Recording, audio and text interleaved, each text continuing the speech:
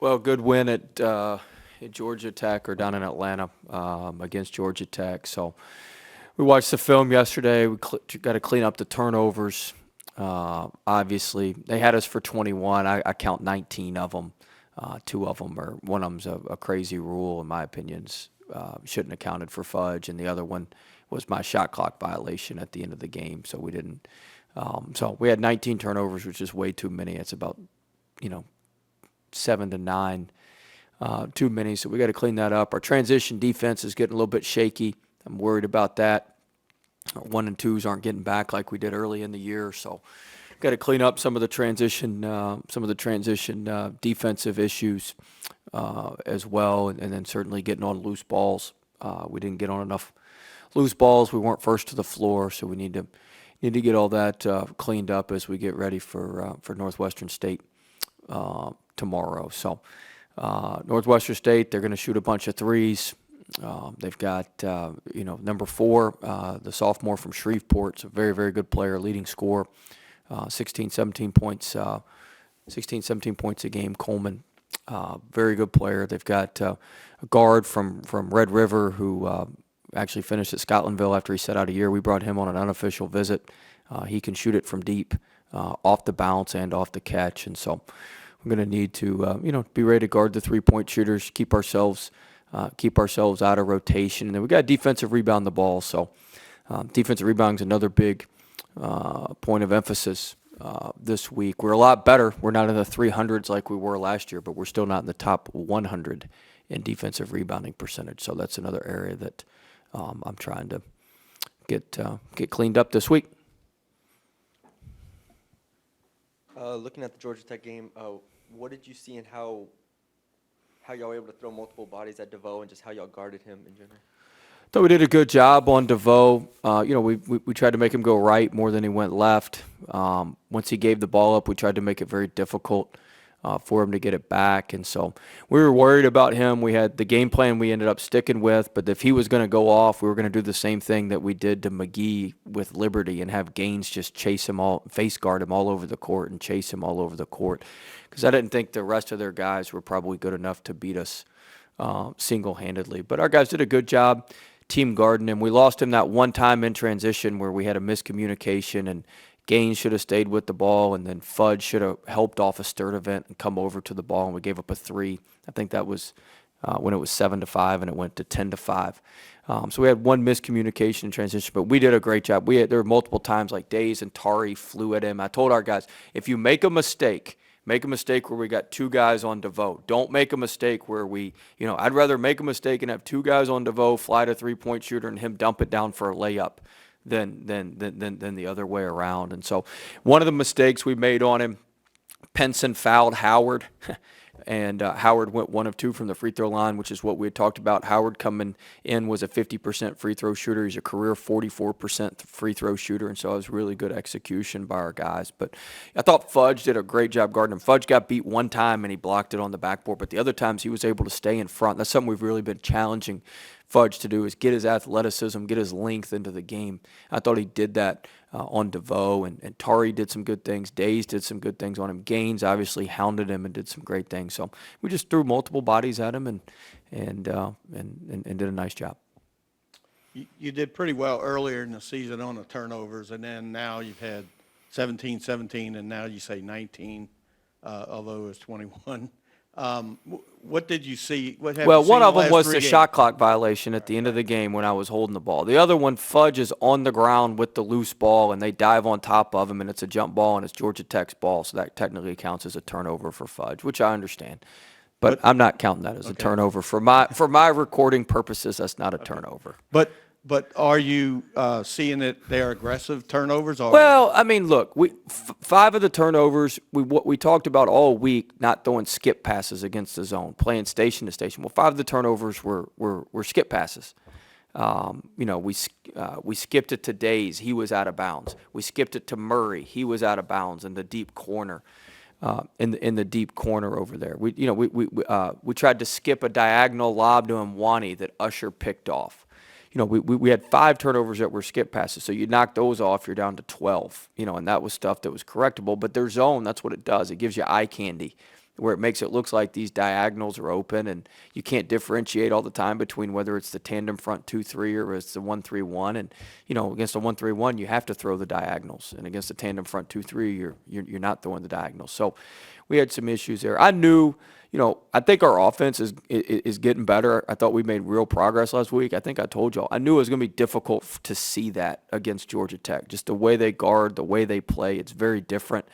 We weren't going to see the immediate results. Now we moved the ball better.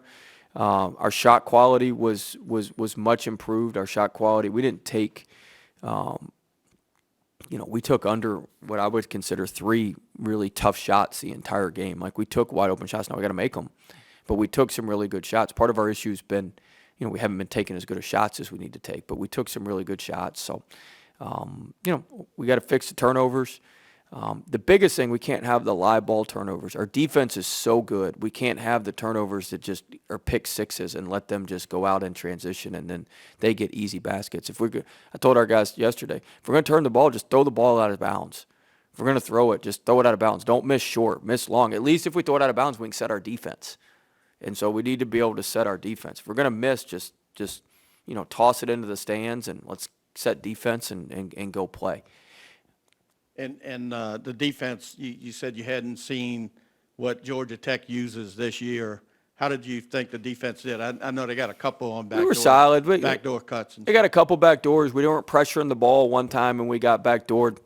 We messed up a switch behind on their pinch post action twice, and they drove it for layups. So that was 6 points that we gave up. We gave up the loose ball 3 to Sturdivant. That gives you 9.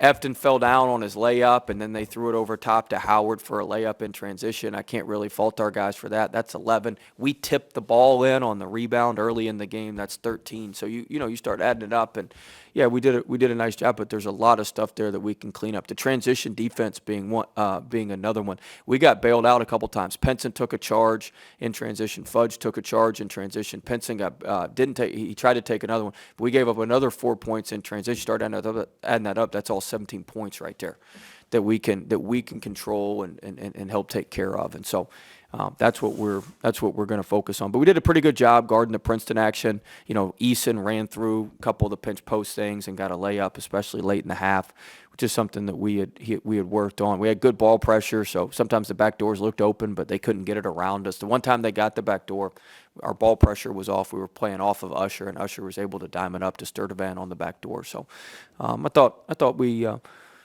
not bad for seeing that for the first time live. And the reality is our scout team does a good enough job, but we can teach them the patterns and all that, but we're not Georgia Tech. Like, we don't work on cutting like Coach Pastor and Georgia Tech works on. I mean, I got to assume they work on cutting for 5 to 10 minutes a day, just how hard they cut and how they move the ball. Like, we don't, we kind of sashay through there, and it's a lot easier to guard our guys than it is in the game. But I thought we did overall a solid job. You guys have had an ability to go on big runs and spurts this season, most recently 60-29 since being down early against Georgia Tech. What does that say about your team, that you're never truly out of it and you're really one spurt away? Yeah, I mean, when you press like we do, we got that basket, and then Gaines got the steal on the cross-court pass, and we were able to get we got 2 shots on the basket. Gaines missed, and then Penson missed the kick-out 3, and then Efton got the tip-in layup. That kind of got us going. We just have to get in rhythm where we can get into the press and get the style of play going like we want. And then when sometimes it takes us a minute to get the style of play going. But when you play like we do, we need one spurt each half. We need one time where they turn the ball over against our press, a couple straight possessions, and then that gives us.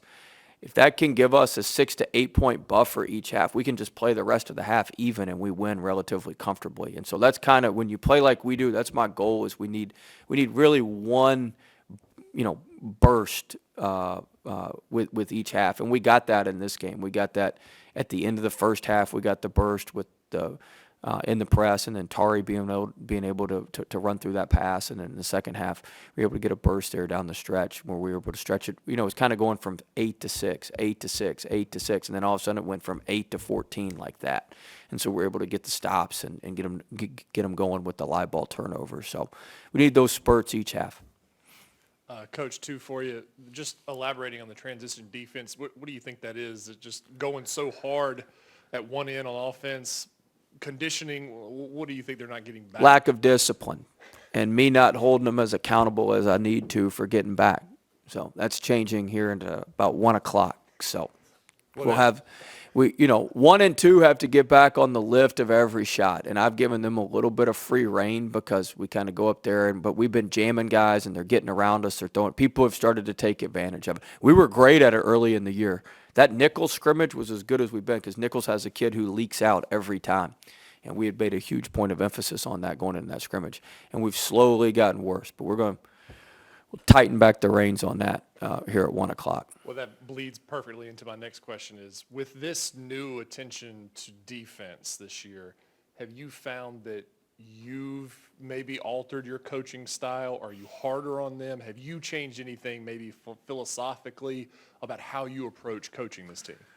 No, not really. I'm kind of the same every year. I mean, we have to change philosophically because, you got to play to your strengths. So last year our strength was offense, obviously, and we had to, you got to play to your strengths. This year our strengths are different, and so we have to play a different type way. And so, there's different things that you have to emphasize based on what your strengths are. Now I've played similar to this when I was at VCU, and even to some extent when I was at Chattanooga. Certainly when I was an assistant at VCU.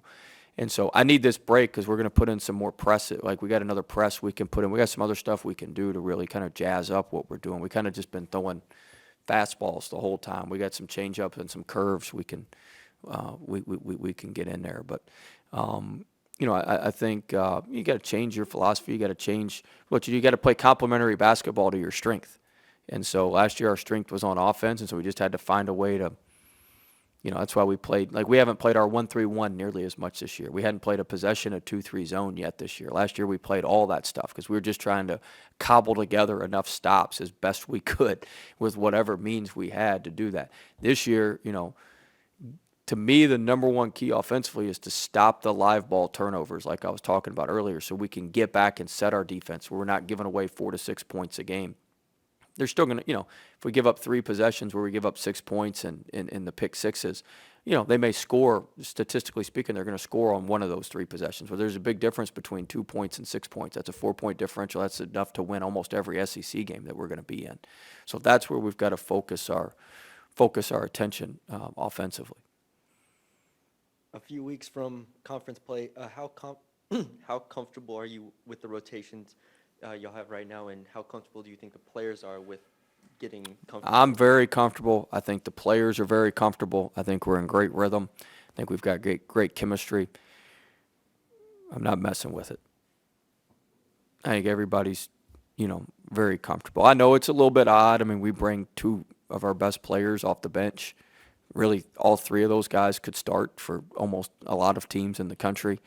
But look, I mean, they're all playing major minutes. They're all playing about the same minutes, with the exception of Fudge, who's a little bit less. But even he, when he's playing well, he's playing pretty much the same amount of minutes as the other guys. So, I got no thoughts in changing any of that right now. That'd be stupid. I'm a lot of things, but I'm not stupid when it comes to that. I'm stupid in some other stuff, but not when it comes to that. 2-part question, Coach. Your last 2 games, Tari Eason has been the leading scorer. Kind of what has been getting him going? And the second part is, are you comfortable with the amount of threes y'all taking, or do you feel y'all gotten too trigger happy?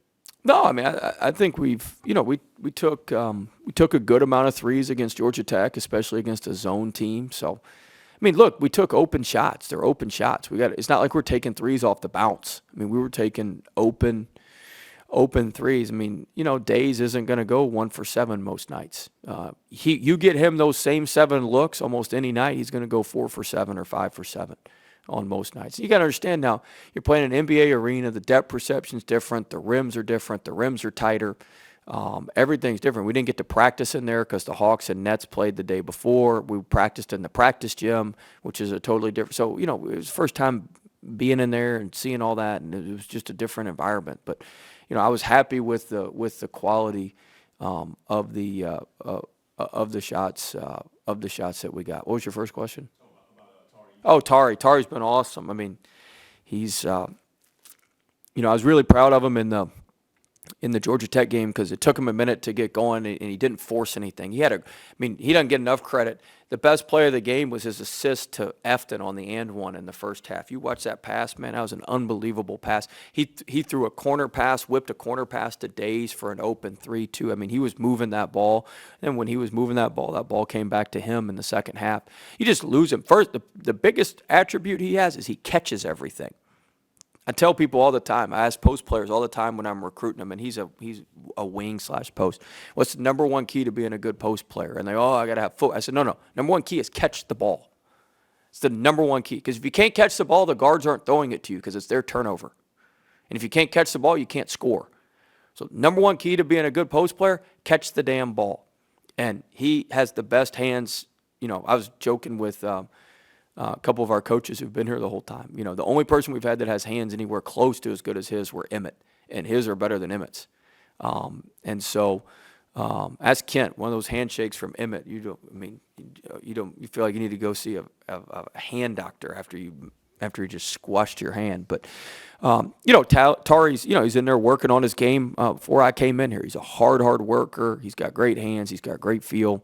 And he's just always around the ball. They took my last two questions about Tari, but when you got him here this year, did you go back and see his games from last year, and where has he made the biggest jump? If you did watch some of Well, he's able film? to. Yeah, I watched every minute. I watched every basket he scored, every basket he didn't score. I watched every rebound. I watched all that before we took him. We're not just we don't just throw darts at a board and say, "Oh, let's just take him. He looks like a good player." We watched all of his shots, but the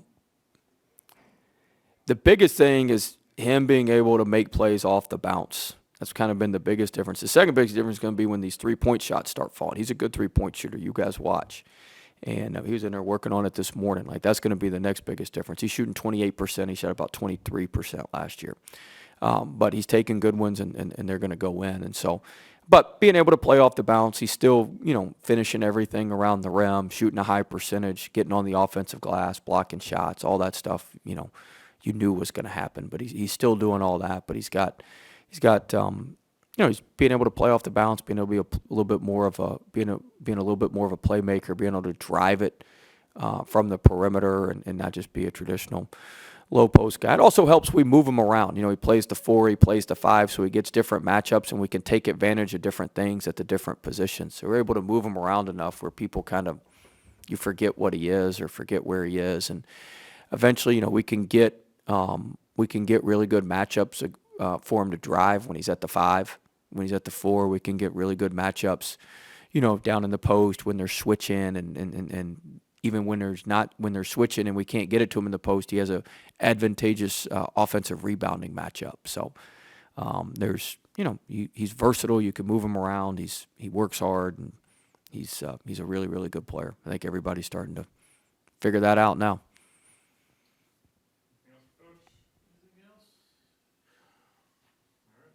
All right.